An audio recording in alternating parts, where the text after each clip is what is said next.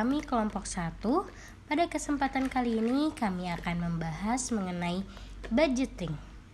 This is about budgeting, this is about planning, but why? Why is budgeting important?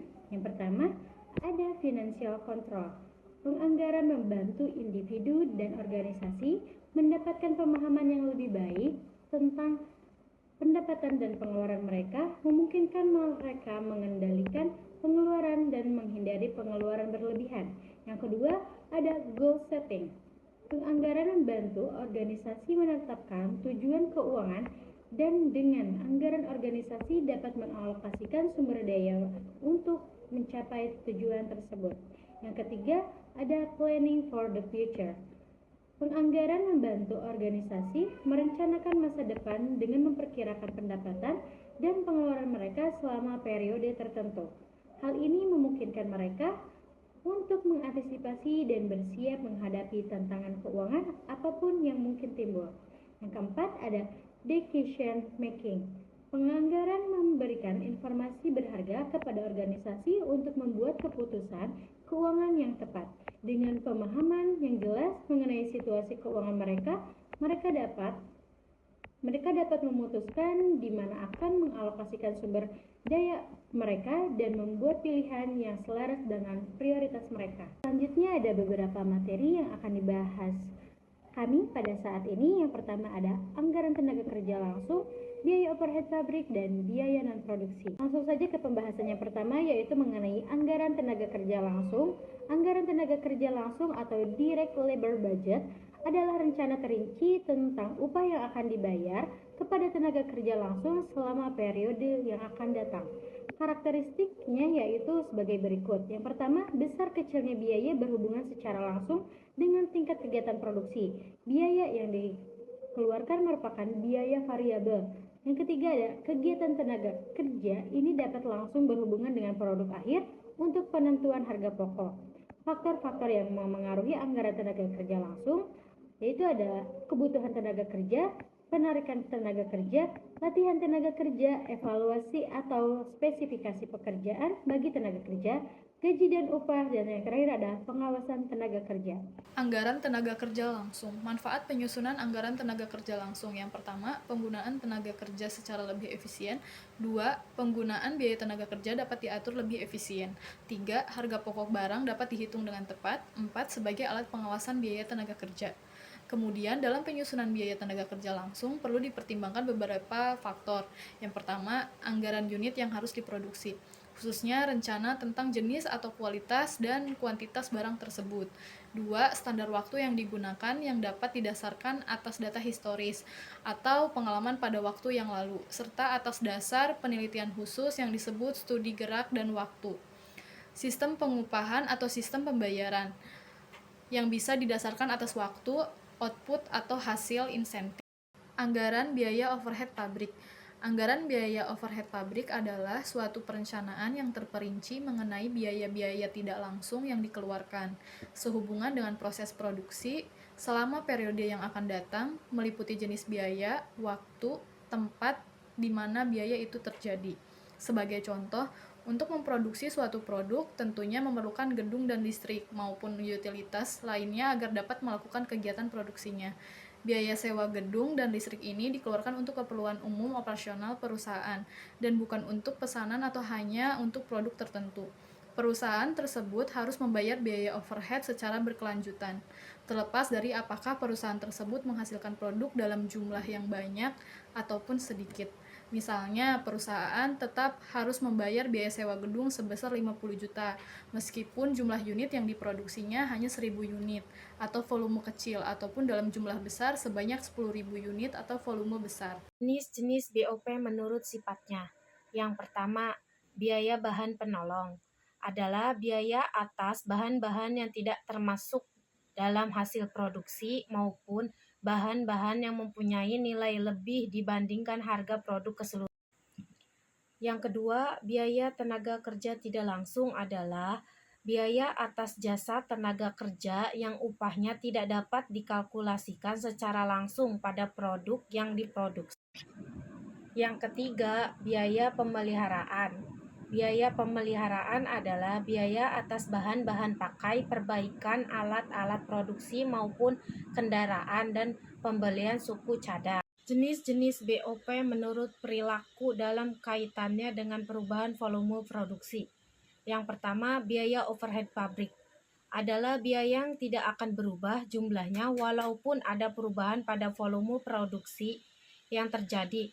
Seperti contohnya, biaya tenaga kerja, asuransi, pembayaran sewa, biaya jasa hukum, biaya konsultasi, dan yang kedua yaitu biaya overhead pabrik variabel adalah biaya yang berubah-ubah dan sebanding dengan perubahan yang terjadi pada sisi volume produksi. Beberapa contoh biaya overhead variabel adalah biaya-biaya untuk melakukan promosi dan kegiatan pemasaran lainnya, biaya listrik, biaya telepon, dan biaya perlengkapan kantor.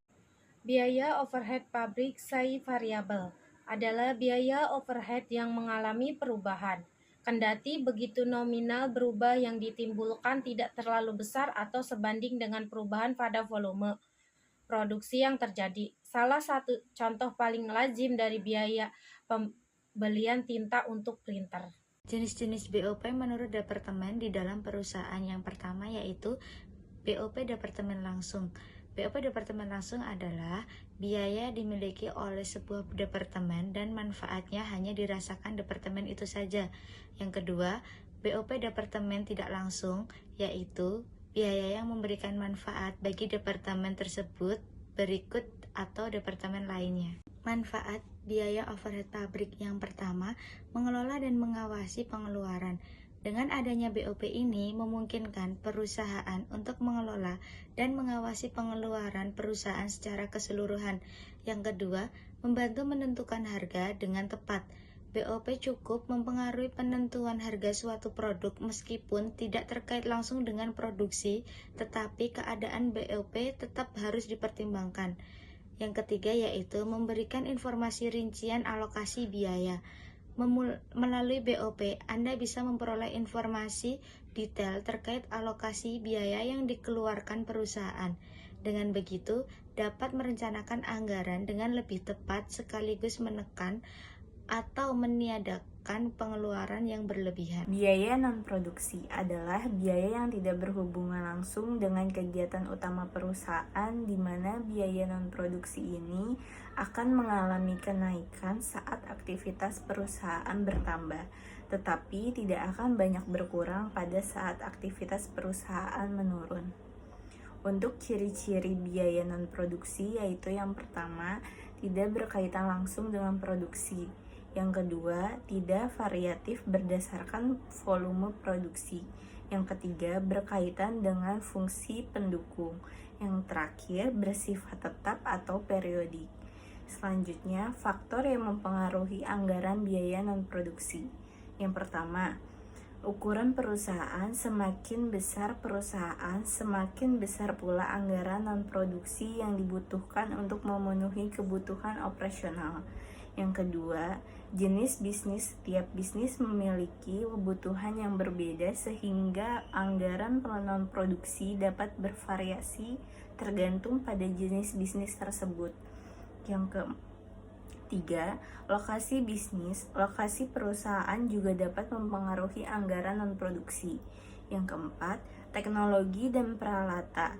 Penggunaan teknologi dan peralatan seringkali memerlukan biaya yang tinggi. Yang terakhir, kebijakan perusahaan seperti kebijakan penggajian dan kebijakan tunjangan dapat mempengaruhi biaya non-produksi. Selanjutnya yaitu contoh biaya non-produksi. Yang pertama ada biaya persediaan, termasuk biaya penyimpanan barang jadi atau bahan baku yang belum diproses. Biaya penyimpanan meliputi penyewaan gudang, biaya asuransi, depresiasi fasilitas penyimpanan, dan lain sebagainya. Yang kedua yaitu ada biaya kualitas. Biaya kualitas adalah jenis biaya yang timbul akibat cacat atau kegagalan dalam produk atau layanan, termasuk biaya inspeksi, pengujian, pemprosesan ulang, dan klaim garansi. Yang ketiga, biaya overhead. termasuk biaya-biaya seperti sewa gedung, utilitas seperti listrik, air, gas, dan biaya pemeliharaan bangunan. Yang keempat yaitu biaya pemasaran dan penjualan, biaya untuk promosi iklan, serta gaji dan komisi tenaga penjualan termasuk dalam contoh biaya non-produksi.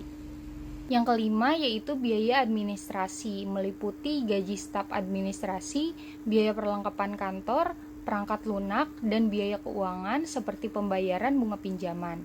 Biaya administrasi biasanya diperlukan untuk menjalankan fungsi administratif dan manajerial perusahaan. Yang keenam yaitu penelitian dan pengembangan, meliputi biaya pengeluaran untuk riset produk baru, pengembangan teknologi, dan inovasi. Yang ketujuh yaitu biaya penyusutan.